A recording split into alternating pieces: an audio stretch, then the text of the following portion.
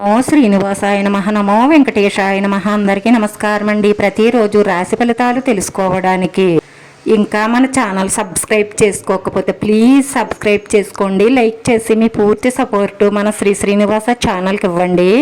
ఈ రోజు రాశి ఫలితాల్లో గోచార్య రీత్యా వృషభ రాశి వారు ఎటువంటి శుభాశుభ ఫలితాలను పొందుతారో తెలుసుకోవడానికి ఈ మన వీడియోని మిస్ అవ్వకుండా చివరి వరకు చూడండి. సన్నిహితుల నుంచి కీలక సమాచారం అందుకుంటారు. ధనలాభ సూచనలు ఎక్కువగా గోచరిస్తున్నాయి.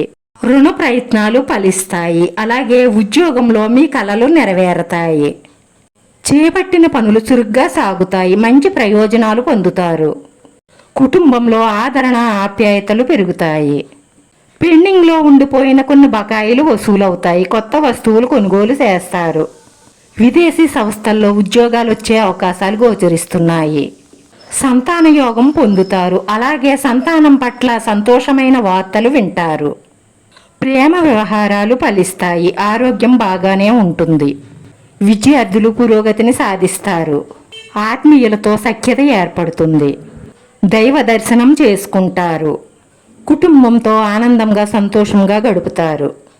అనుకోని చిక్కుల్లో చిక్కుకునే అవకాశాలు ఉన్నాయి.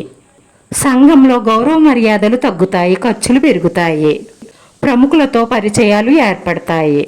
వైవాహిక జీవితం శృంగారమయంగా మారుతుంది. ఉద్యోగ వ్యాపారాలు సాధారణంగా సాగుతాయి.